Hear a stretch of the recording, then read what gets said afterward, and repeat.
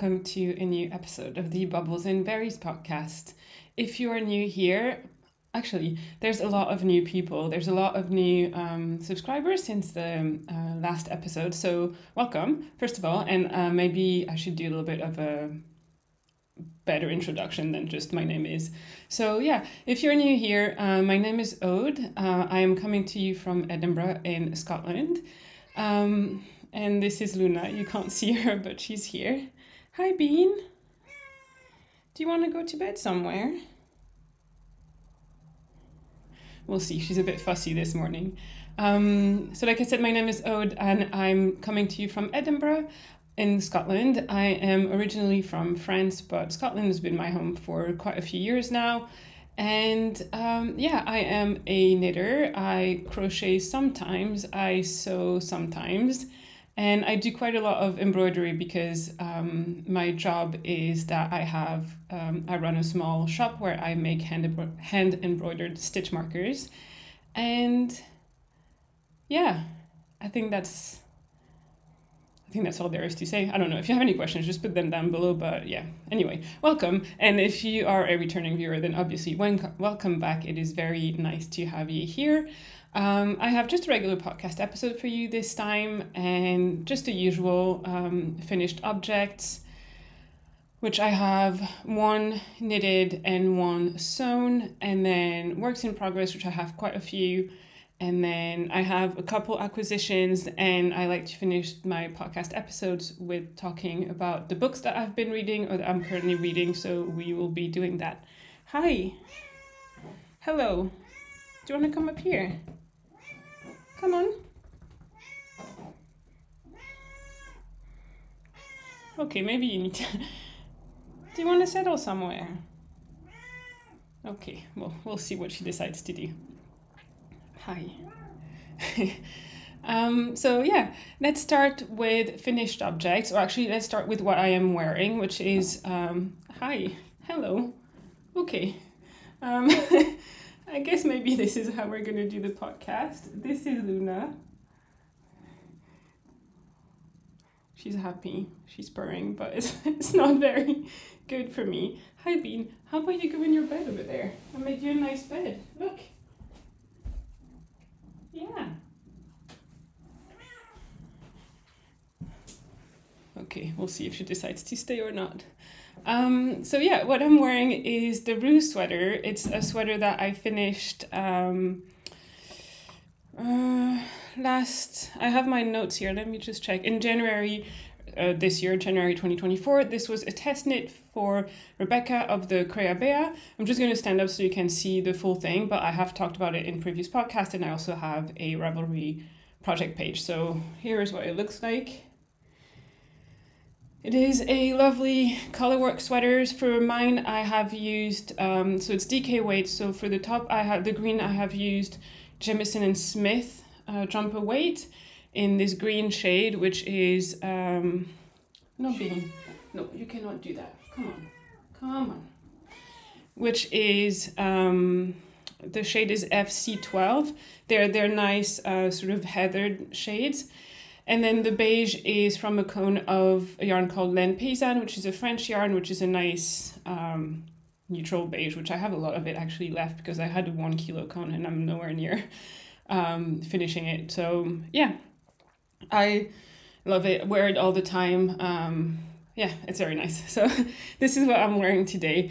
But let's move on to finished object. So my first one, and my only knitted one, is a pair of socks that you will have seen in my previous episode as a work in progress. And this is what it looks like.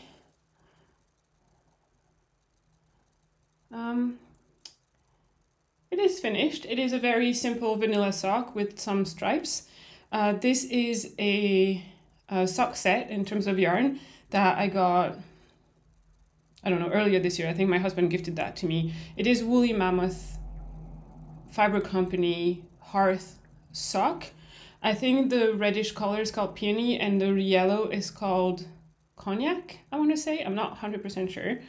And yeah, so they are, I have to say they're not colors that I would have put together, but they work, I think. They really work. So I'm glad the set came as a set because, you know, trying something new.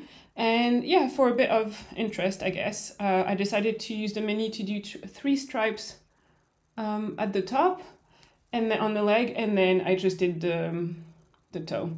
So yeah, other than that, I just use my basic vanilla sock recipe, which is 64 stitches on 2. So because this is a no nylon, non-superwash natural sock yarn, it tends to be a bit thicker than your regular 75-25. I think this is, let me see if I can see. Yeah, so this is 330 meters per 100 gram, and the base is 50% BFL and 50% Jacob. And so because the yarn is slightly thicker, I usually use a 2.25 millimeter needle, whereas for other socks, I would use a 2.5. So 64 stitches, I think I do 15 rounds of ribbing. Sometimes I do 1 by 1, sometimes I do 2 by 2, just depends on my mood really. I think here I did 2 by 2. And then I do the leg. I think I do 50 rounds, I'm not sure. Heel flap and gusset kind of heel. This is my preferred one. It's the one that fits the most, or like not the most, the best. And then the foot, you know. And then the toe, I do a round toe. You can see the decreases like this. And yeah, works great. It was nice, it was fun, it was mindless. And I really enjoyed it. It really got me back into knitting socks, which I kind of lost a bit of my sock knitting mojo recently. So I'm quite happy that I did that. And yeah, and I have started a new pair of socks, as you will see in the whip segment. And my goal, for as long as I have the motivation to do it, is to try and knit a pair of socks a month. The lovely Joe from the Made by Joe podcast has been doing 1 pair of sock one pair of sock a month this year, and I don't know, she's inspired me to do the same, so I'm gonna try. And yeah, one thing that I thought I would ask if anyone has any idea, so my heel turn is always a bit of a mess. Can I show you? Do you see that? It's such a mess, and it's always been like that, and I don't really know why. So I use the 9-inch circular for knitting the sock, but then when I do the heel flap and heel turn, I switch to like a long needle, and I can't tell if it's my pearls are weird or my knits are weird. And also the weirdest thing on this one is that if you look on this one side, it's all nice. On this one side, it's all messy. But it's like the same row. So it's like my tension becomes weird in the middle of a row. And I don't know why. So for this, I've used a 2.25 longer needle as well, same as the rest of the sock. I've bought a 2 millimeter, so just to go down a needle size, and wonder if that's going to tidy things up a bit. But if you have that issue, or if you have seen that issue or whatever, if you know what to do, please tell me, because all of my socks are like this, and like most of the time with wear it's sort of like even itself out, but I don't want it when I knit. So what do I do? Please tell me what to do. So yeah, anyway, I really like these socks.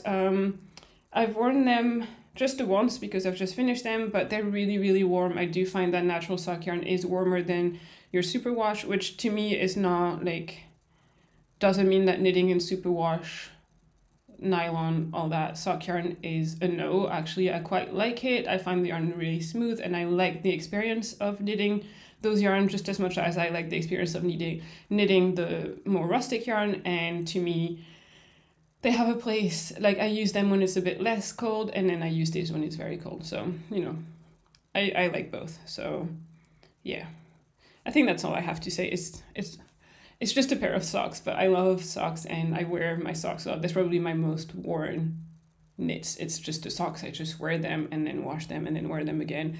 I block them in, like I hand washed them. Oh yeah, you know what? Something I wanted to tell you is that the red bled quite a bit, and it bled a bit on my finger when I was knitting, which is fine. Like it's a naturally dyed yarn, so it's kind of something that I would expect, or that I'm not surprised by. But it did bleed a lot in the water when I was blocking. So I think I do tend to wash my socks, natural sock yarn or superwash sock yarn, all together in the washing machine on the wool cycle. And it works really great. But I think these, like the first few times, I'm either going to wash them alone or I'm going to hand wash them, and just until the dye, you know, has, I don't know, exhausted itself or whatever, just to be sure. Like it doesn't, I gave it a good rinse, and then I put it, you know, you put in a towel once you're done block, just to get a bit of water out. And after the third rinse, the towel was mostly white, but I don't know, I don't want it to stain. I have socks that are like white or beige, and I don't want to risk staining those. So I think for the first few times I will just wash these by themselves, which is absolutely fine. Not something, I don't have a problem with that at all.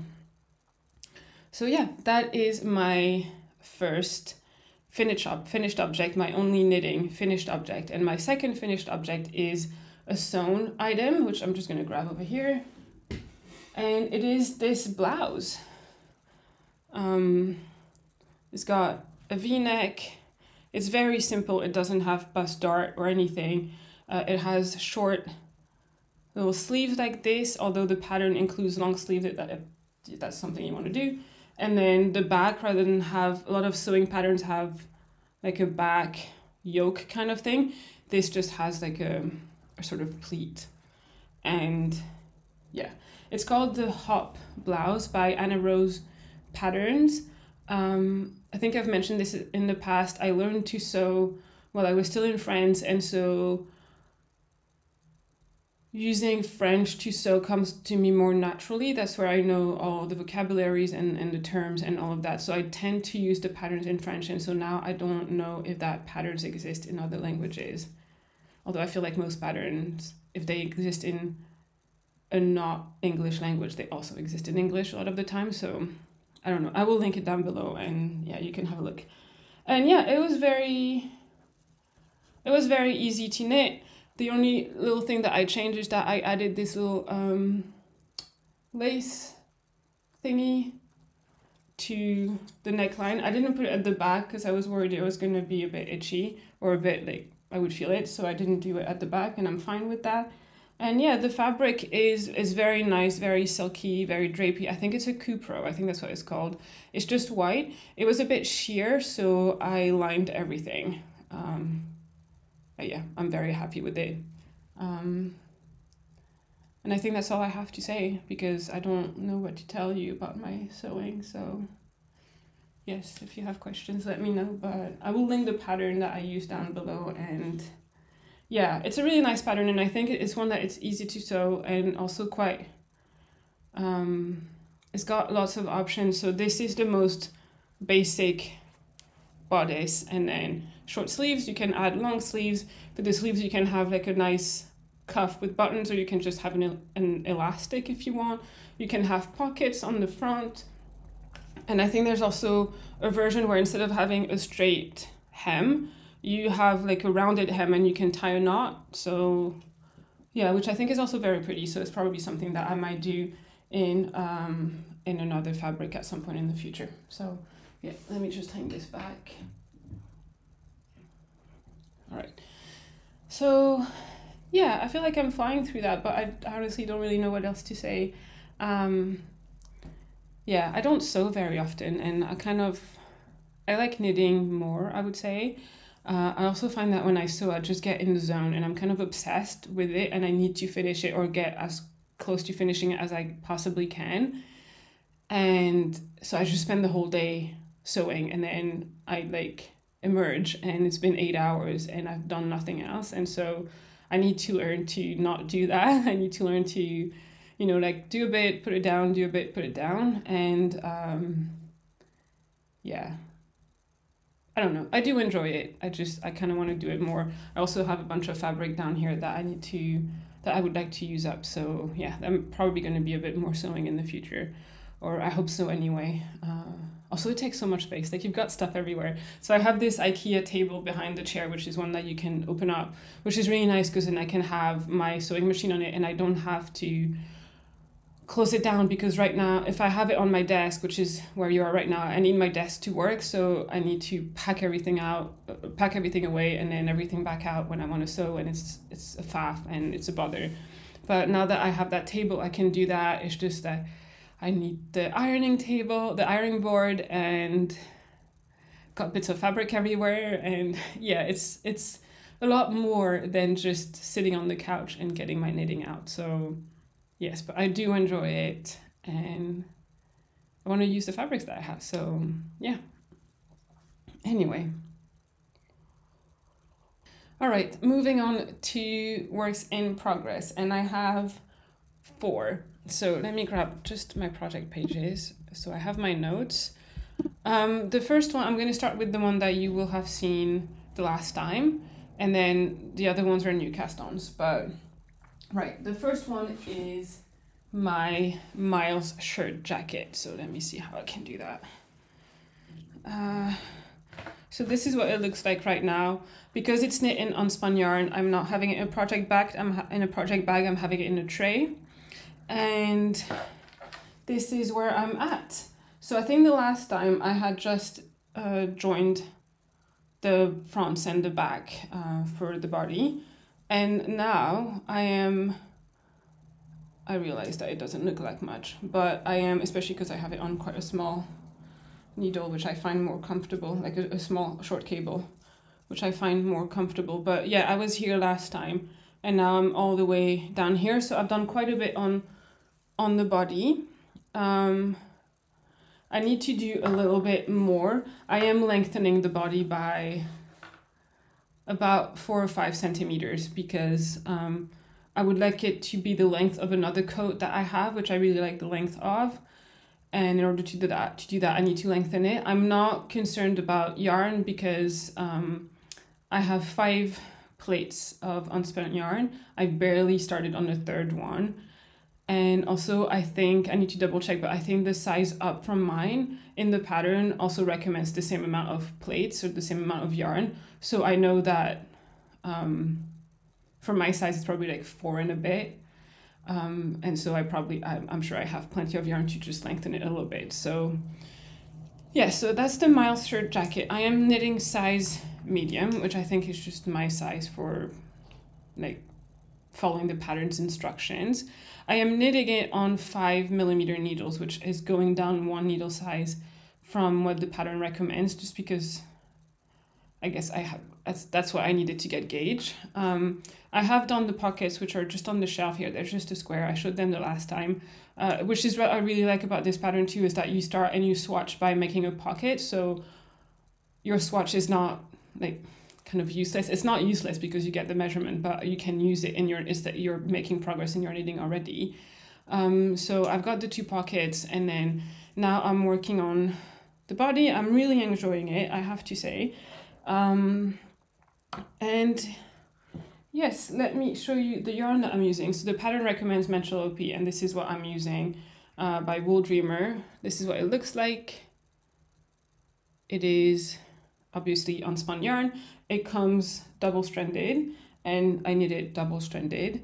It is fragile, obviously, because it's unspun, but it's not the most fragile unspun that I've worked with. And the color is dark gray brown, or dark brown gray, or something like that. I bought it from Tribe Yarn. It's quite cheap, actually, which I really like.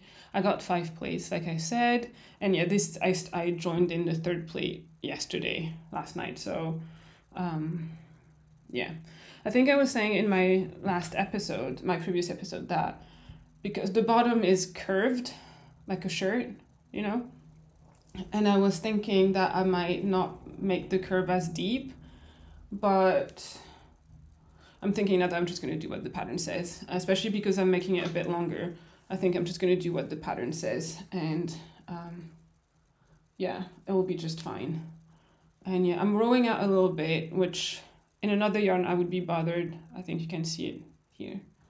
That would bother me, but in this one, because the yarn is a bit heathered and it has this like interesting sort of fluffy texture, I don't mind. I don't mind at all.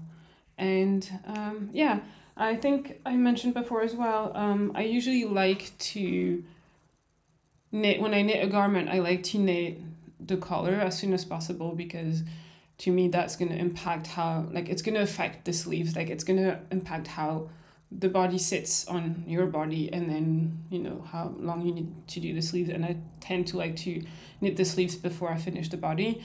However, in this case, in order to do the collar, you have to do the button bands first, and obviously in order to do the button bands you have to do the body. So I'm doing that. I'm finishing up the body, do the button bands, the collar, and then I'll keep the sleeves for last. And yeah, I don't know when this will be done. It is my main focus at the moment, but I'm going away for a few days, so I'm not going to be working on it for a few days. But hopefully by the next podcast it will be done. Also because I kind of, like, the weather is kind of perfect for it right now, so I kind of want to have it and wear it. A lot of people messaged or commented or whatever last time about using unspun, and how they were a bit scared because it was, you know, so fragile and all that. It's honestly fine. Once you have it in your finger, it's actually quite sturdy, and once you knit it, it's quite sturdy. I find in my experience that the few times that it broke, it's because it's when I was pulling it too hard from the cake to unwind a bit from the cake. It didn't break in my fingers. And you know, that's something that's easy to pay attention to. And yeah, it does require relaxing your hand and your grip quite a bit, or it does for me anyway. I'm not the tightest knitter, but I am a fairly tight knitter, so I kind of grip my yarn, I tension it like quite tight. I can't do this with the unspun, but it's been actually really nice. It forces me to really relax and really let the yarn like glide through my fingers, and it's made for a really, really nice knitting experience. And the way I manage my yarn as well is that I hold it, when it's unspun, I hold it, hold on, I've got fluff. I hold it slightly different. So here's a bit of yarn from my next project. But so I am a continental knitter and I am left-handed. So I hold my yarn in my right hand. Is that my right hand? Yeah, in my right hand. I don't know my left or my right, so yep. And usually I wrap it around my little finger, and then over my ring finger, under my middle finger, above my index finger, and then I knit like that. So I have it wrapped like this, and this is how I tension my yarn usually, and then I just knit. But if I have it like this with the unspun, there's too much tension and it will break. And so what I do is I don't wrap it around my pinky. I just hold it like that instead of like this, if you see. And so, and also because I have to be a lot more relaxed, it just like gently runs through my finger, and it works great that way. So yeah, that's how I do it. So if you're concerned about working with unspun and all of that, just give a few things a try. It might just mean, to me, it's not a big difference that it messes up my knitting, and I don't even have to think about it or anything, but it might just be like a little adjustment like that you use for unspun. It's also an adjustment that I use when I work with much grippy yarn. So yeah, I don't know, just something to think about.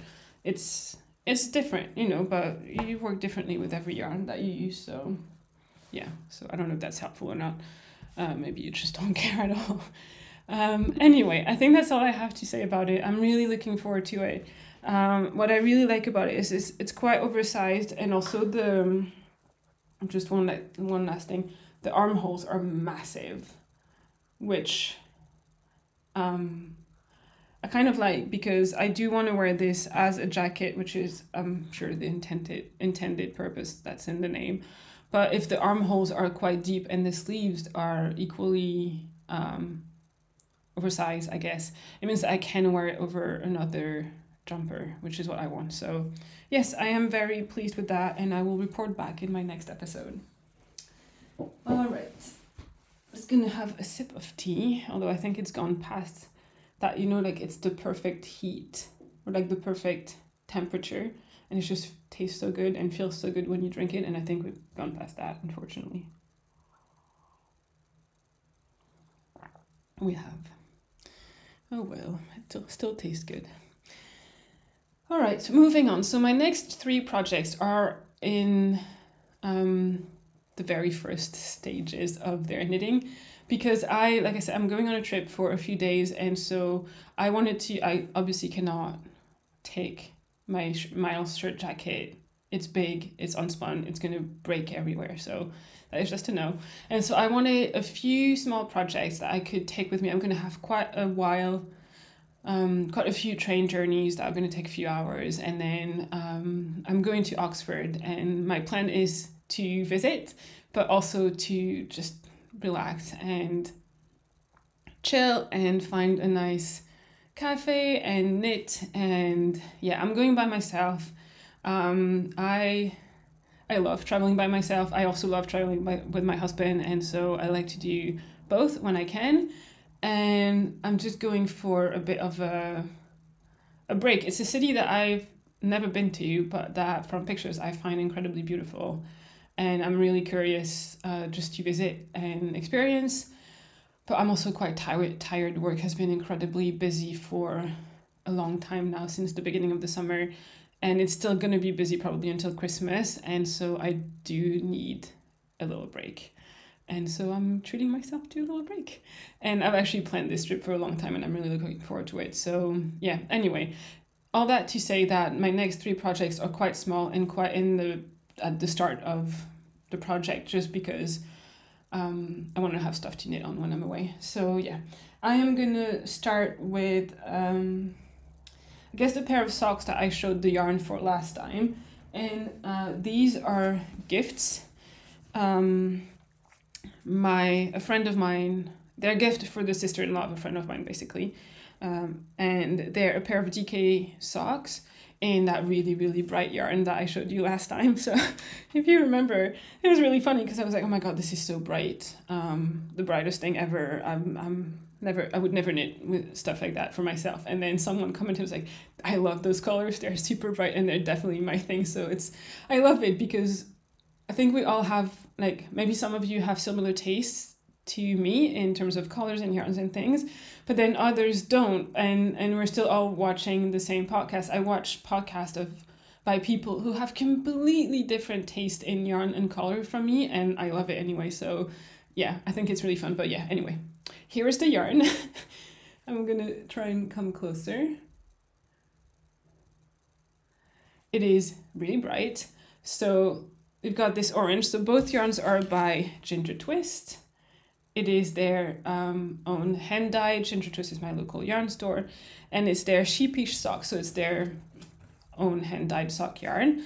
It is 365 meters per 100 grams, 80% superwash BFL and 20% nylon, because it's a gift for someone who I don't think knits, or I don't know how they take care of, I don't know how they do their laundry, basically. I don't know how they wash their socks. That's what I mean. I just want something that's, if you throw it in the wash, you should be fine. Anyway, so the pink one, the bright pink one, is called Design of a Decade, and the bright orange one is called Melon Balls on Fire. I am holding their fingering weight. I am holding them double to make a DK weight. The thing is, with holding a fingering weight double for socks, I find that for me, when I knit something for me and I'm a UK shoe size 6.5, I have just enough. I have a little bit left, but not that much. The person that I'm knitting this for is a size 9, and so I was very concerned that just doing the orange, which was her favorite color or her preferred color, I would not have enough with just 100 grams. And so I could have gotten 2 yarns, but then she also likes bright pink, so we thought it was going to be a bit of fun. Like, we're going to make it fun and do the main sock in orange, and then I will do the heel and the toe in green. Not in green, no, in pink. And yeah, that probably means that I'm going to have quite a bit of the pink yarn left. And so the idea is that with whatever I have left, I will make a pair of socks for my friend. So the bright orange socks for her sister-in-law, and then pink socks for her. Probably just do like single fingering, like simple fingering weight sock, maybe like a ribbed sock or something like that. But yeah, I'll just have to see how much of the pink I do have left at the end, and then just I'll go back into my Ravelry and see how much yarn I usually use for a pair of socks, and yeah, we'll go from there. Anyway, so I've shown you the yarn.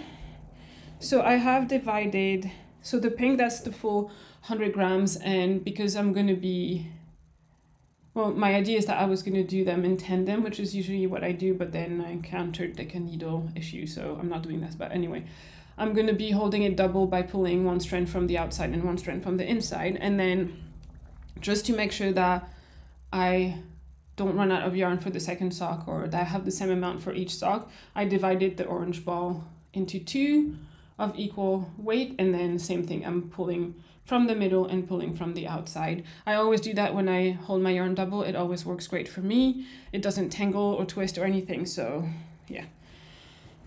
And so this is where I'm at right now. This is what I've knit. So this is what it looks like. I have done the cuff and then just a few row of the legs. And if you can see, I'm doing this on Magic Loop. And if you have been a long time viewer of the channel, you will be shocked probably, because I never do my socks on Magic Loop. I'm not a big fan of Magic Loop, generally speaking.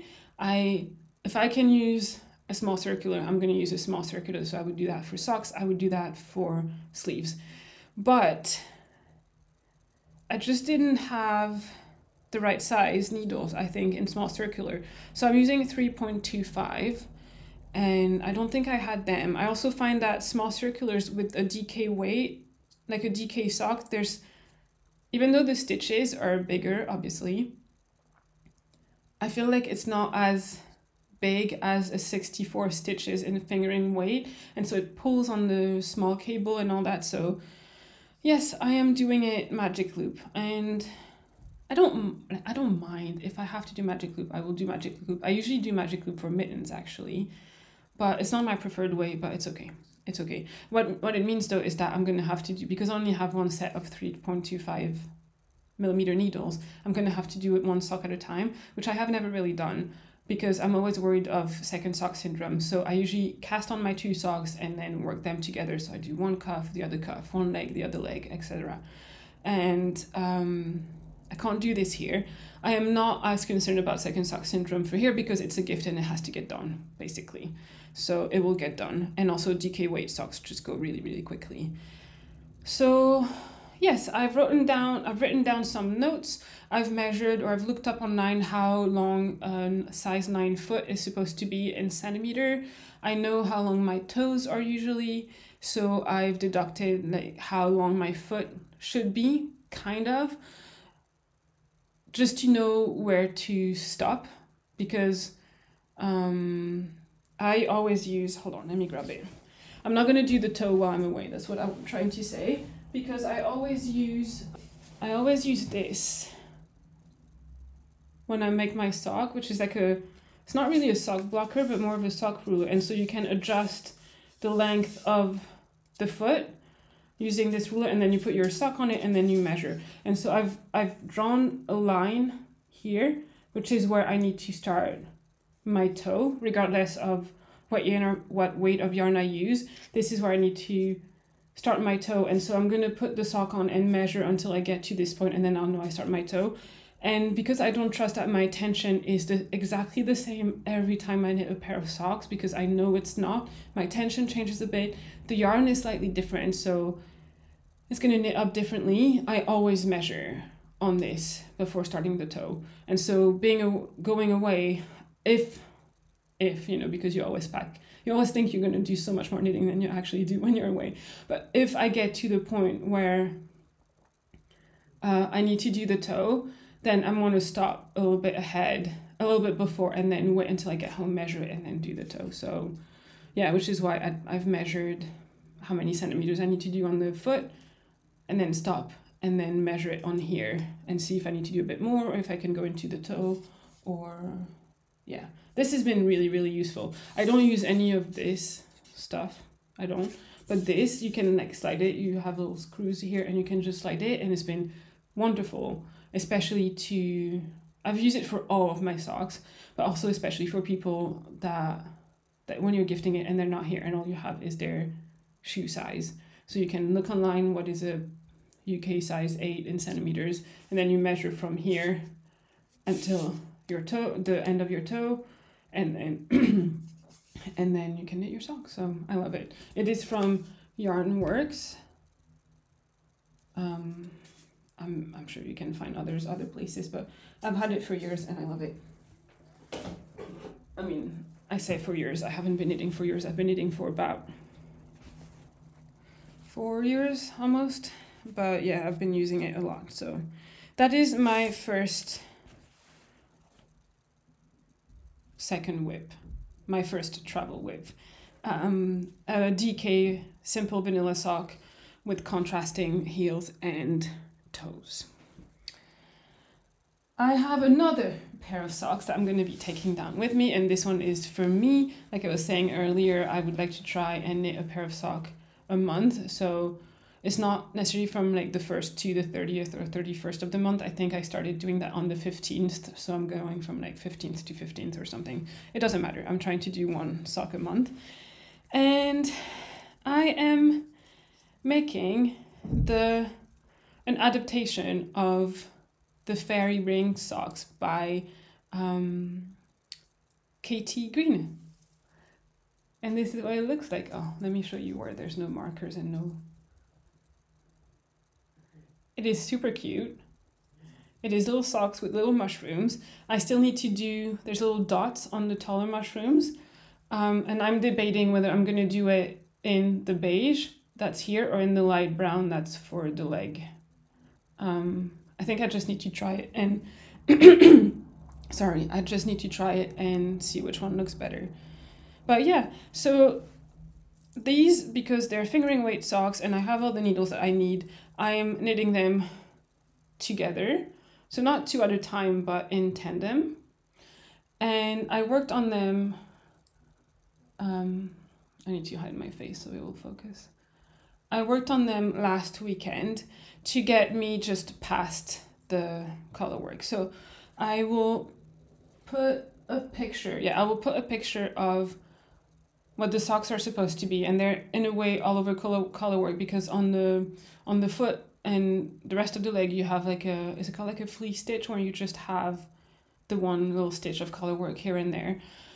I'm not going to do that. I can't be bothered. Also, I want to be able to carry my project around and not have to manage two different yarns. And also the yarn that I would potentially be using to do that, I kind of want to save to make a whole pair of socks on its own. So yeah.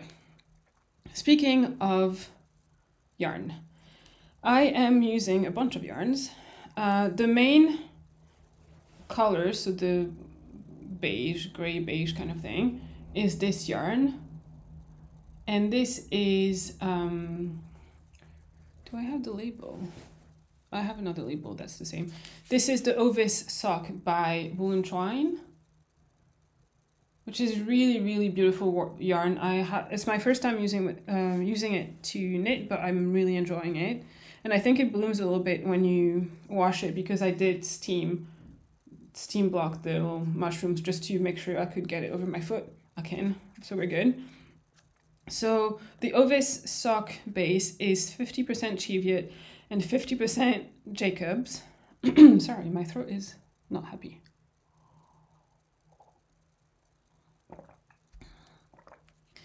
It is 375 meters per 100 grams. And this specific beige color is called Bone, which is actually really what it is. It's the color of bones. And I am using, on both, I am using some of my newest stitch marker release, which are little mushrooms. So we're really going mushroom on mushroom on mushroom. I'm not mad about it. So Yes. The other colors are, so this the stem or the leg or the body of the mushrooms, I don't know how you call it, is also, it's the same yarn but in a different colorway. It's called oatmeal or oat milk, sorry. And it's this like nice brown color. And this is what I would have used for the rest of the sock if I'd wanted to do the color work throughout, but I didn't. Also, I think the original pattern has contrasting heels and toes. At least I'm not going to do that. I'm just going to do white the whole way. But yeah, so I've got this one, and yeah, I want to keep as much of this one as possible to make it into its own pair of socks. But it's a lovely color. The hats of the mushroom, the top of the mushroom is this yarn. It's such a nice color. I love it. This is a Garthenor Snowdonia sock.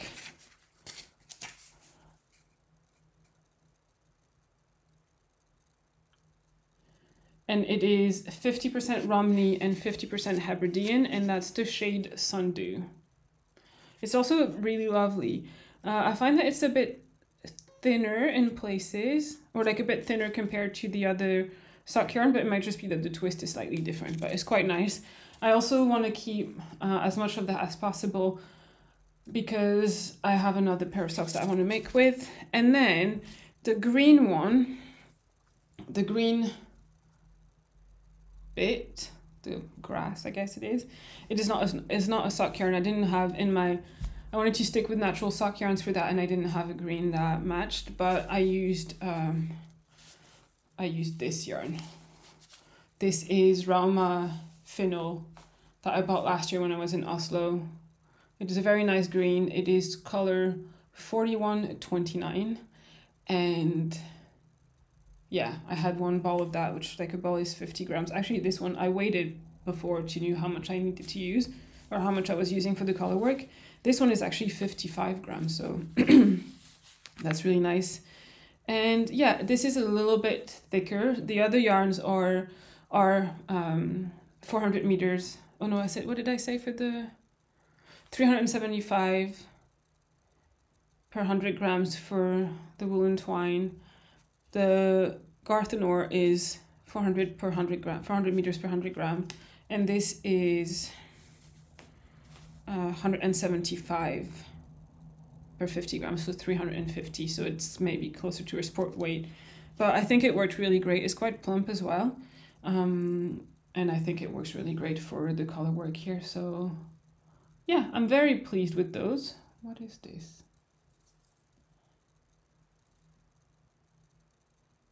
Oh no, it's fine. Never mind.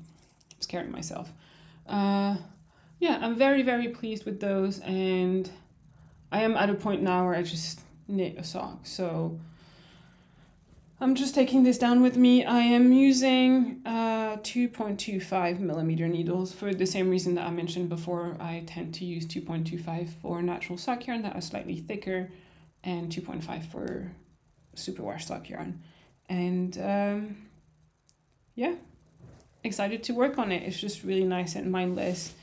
And even like the heel flap and gusset, because I've made so many, I've memorized them by now.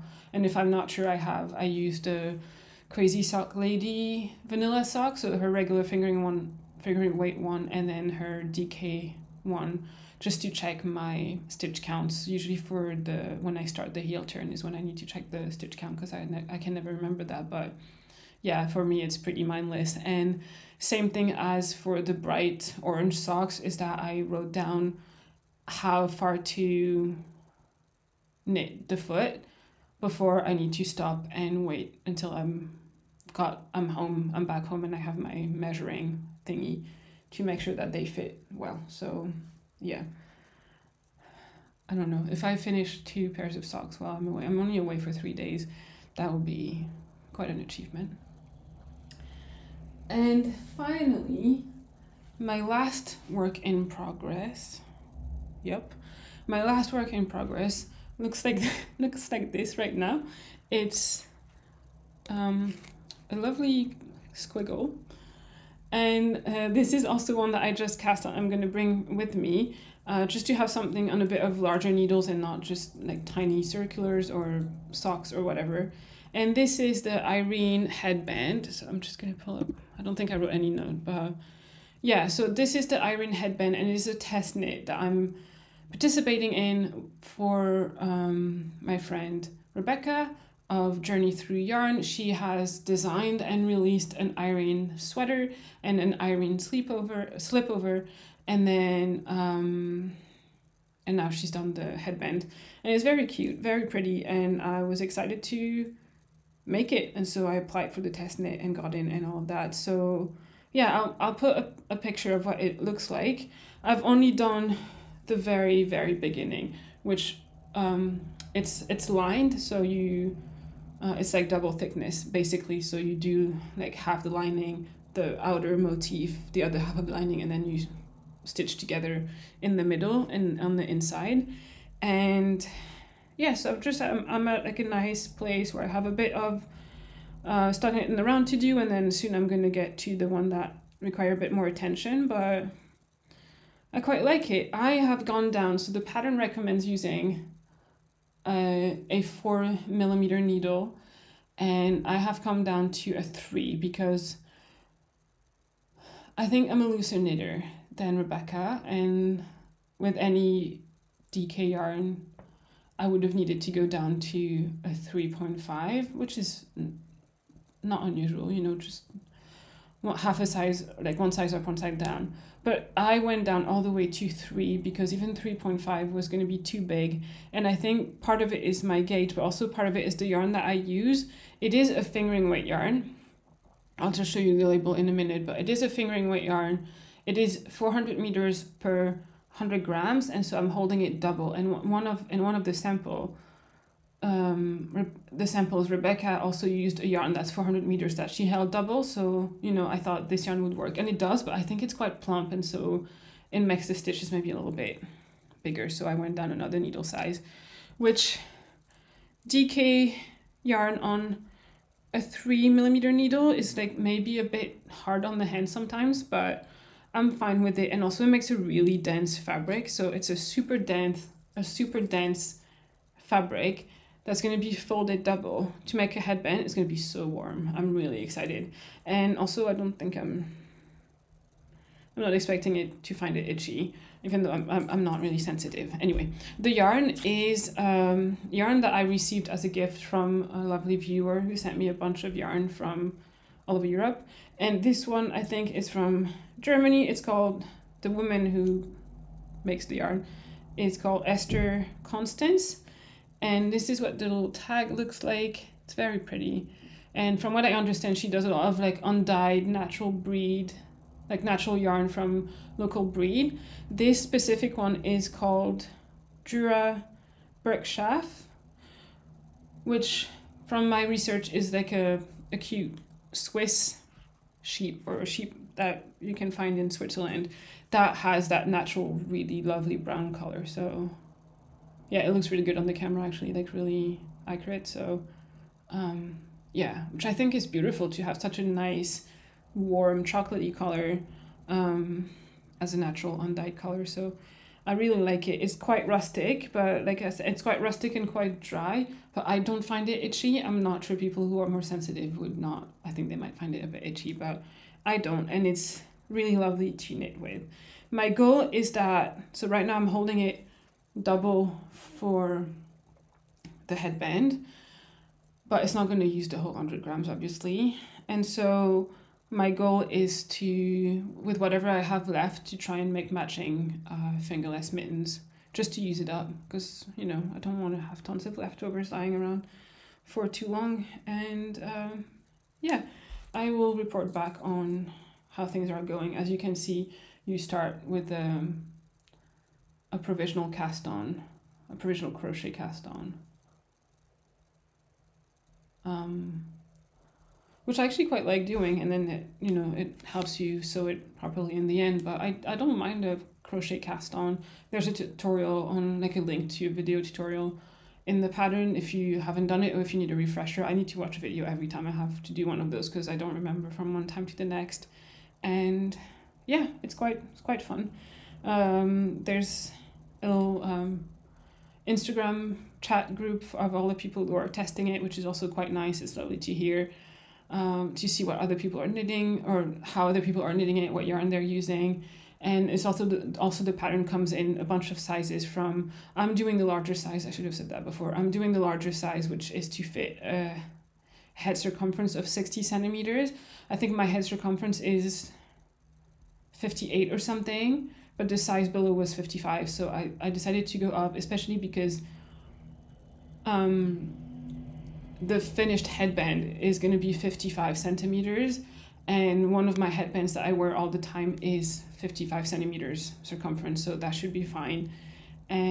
So that's the larger size, but it goes all the way down to baby. So it's super quick to knit too. Some people, I think, like Rebecca sent the pattern on a Saturday, I think, and by Saturday night some people were already posting pictures of their thing finished. So it's really, really quick, which is nice because I think it would make a really good present if you're going to do gift knits for Christmas or things like that. That would be a really good pattern for that. I also believe, and I hope I'm not mistaken when I'm saying this, that this is going to be a charity release. I don't remember how long it's going to be running for, but Rebecca talks all about it in her latest YouTube video, so I will put a link to that in the description box below if you're interested. But yeah, it's going to be a charity pattern, so the funds,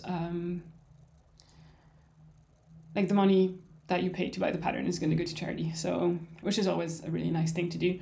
And yeah, great little gift knits as well if that's something that you're looking for. Very quick, very nice, millions of sizes. So yeah, I'm enjoying it. Obviously it doesn't look like much right now, but it's really nice to knit and I'm looking forward to having it. All right, I think these are all my works in progress. I'm gonna have a sip.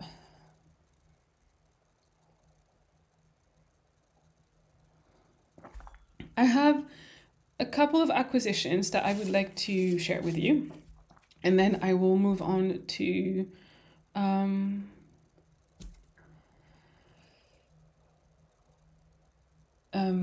books.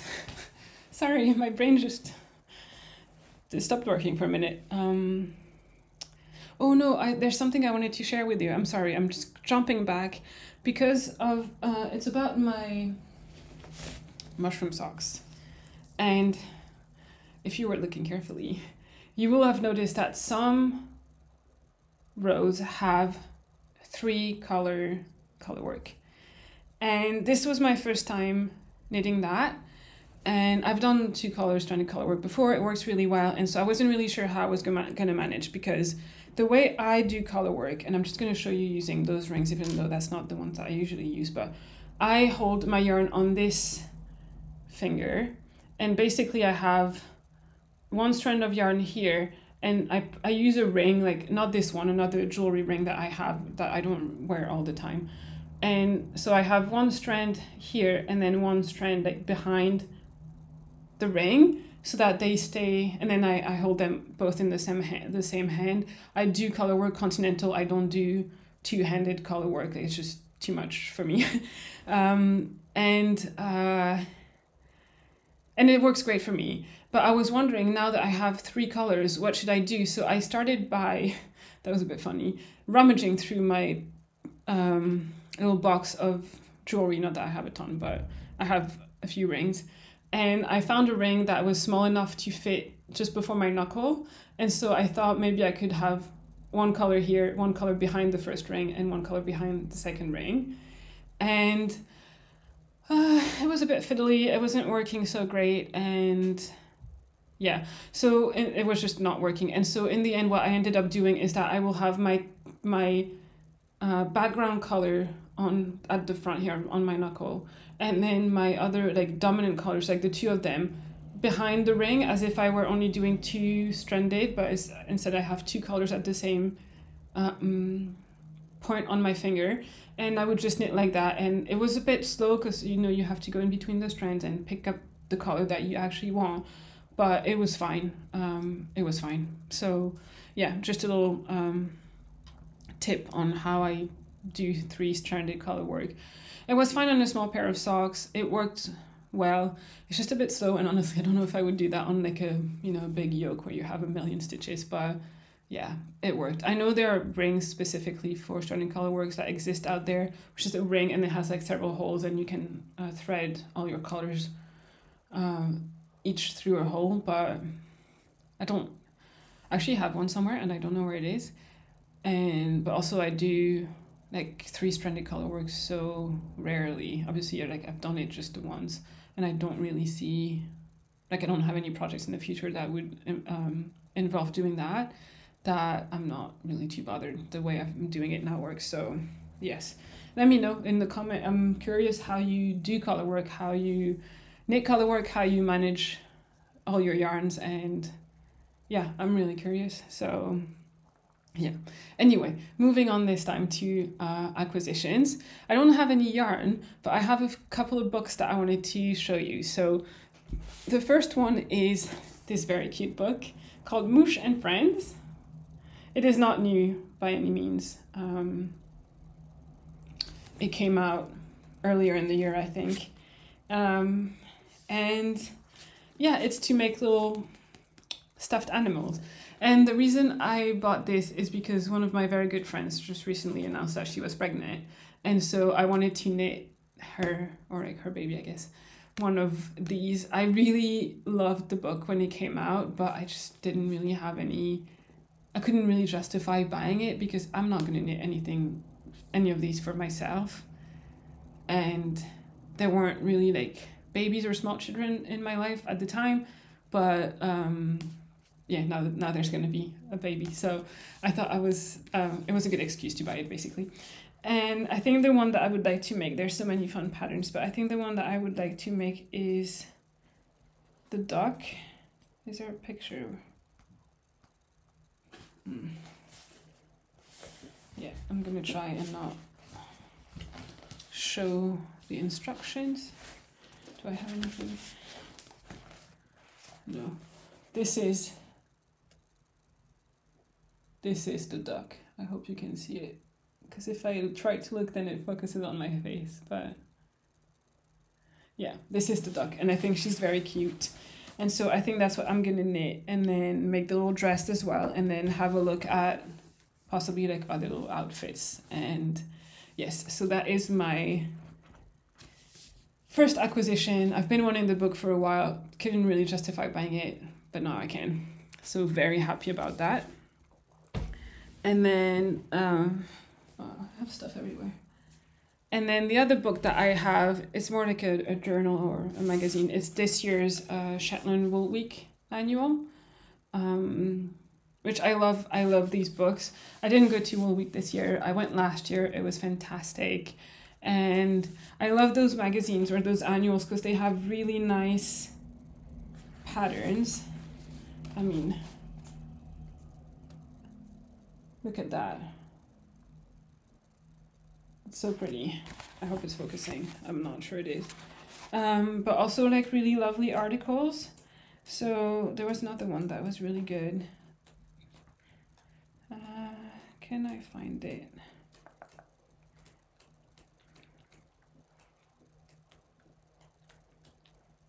Yeah, here it is. Look at that. Isn't that fantastic? It's so pretty. I have to have a look at how it's knit, because it's got buttons on the side. So if it's knit flat, I don't really like colorwork flat, but if maybe it's probably knit in the round and steeked. And I don't know. I need to have a look. I have no idea how you're supposed to knit it. Yeah, the garment is knit entirely in the round, starting with 2 separate provisional cast-ons for the front and the back using waste yarn, then join blah blah blah. Yeah, so it's steeked. Yeah, so I think I might want to try and make that in the future. I also have no idea how I would style that, but it's very pretty. So yes, and the articles in those books are really good. And because I was ordering this, I also ordered volume 8. So this is volume 10. This is volume 8 from 2 years ago, from 2022. And I don't know why I put off ordering it for so long. I guess maybe the patterns in that one didn't appeal to me as much, but I don't know. I have the whole collection on my shelf here from 2020, which I think is the year I started knitting, like the very, like late December 2020 is when I started knitting.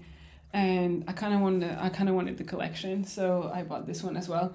And I'm glad they still had it because, you know, they don't keep them in print forever. So yeah, so these are my acquisitions and I'm super happy with them. Yeah, no yarn this time around. Yeah. The tea is completely cold now, which is a bit disgusting actually, but we're okay. And yes, I guess I'm just going to move on to the last segment of my podcast, which is the books that I have been reading. I've been doing, I guess my reading has been, has slowed down a little bit this month, just because, like I said, I've been so busy with work and quite tired in the evening. So I will sit on the couch and knit, and I will go to bed, and I usually read in the evening. I don't really read any other time unless I'm in like the train or flying or at the airport or something, which obviously doesn't happen every day. And because I work from home, I don't commute. I mean, the commute to my studio is 3 steps from the front door. So yeah, I read in the evening and then I've just been falling asleep. Like I've been reading for half an hour, and then we have, you know, one of those clocks that mimic sunset and sunrise, which is brilliant to wake up, especially now it's dark until like, I was trying to go for a run this morning and I was waiting for it not to be, you know, like super dark as safety. And I had to wait until I think like 7:30 or 7:45. So having the sunrise thing really, really helps. Like it makes it much easier to wake up. But in the evening, we've been using the sunset thing as well, which is quite nice. But the second it starts dimming a little bit, I'm out. I'm just falling asleep. I'm completely out. So yeah, I haven't been reading a ton, but the last time I recorded a podcast, I was reading We Solve Murders by Richard Osman. So I usually read on my e-reader, but my husband was reading the hardcover, so I can show it to you. So this is what it looks like. Richard Osman, We Solve Murder. It's the first one in a new series for him. If you don't know him, he's the one who wrote the Thursday Murder Club. There's 4 books in the Thursday Murder Club, 5th one coming next year. And I guess he's going to alternate now. Every other year is going to be Thursday Murder Club and every other year is going to be We'll Solve Murders. I know a lot of you are fans of Richard Osman. Has anyone else read this yet? Like, it was so good. It was so good. So funny. That he's a genius. He's so good at writing, at what he does. The stories are amazing, but the characters are so fantastic, and I love how he writes the villains. Like they're not like horrible, evil people. The way he writes them is that they're just, you know, your normal person that you would just going about his life like any random person, very matter of fact, and then just, you know, normal as normal as you can imagine, as I mean not normal, but like as average, you know, basic, whatever person you can imagine. And then they just happen to kill people or to sell drugs. But, you know, just like a baker just happens to, like a baker makes bread and those people kill people. So I don't know, it's really funny. Like it's very matter of fact, very, yeah, it's the kind of books that you like giggle a lot when you read it. So that was brilliant. I can't wait for the next one. The characters are amazing. There's a cat, you know, as per here, but his cute cat.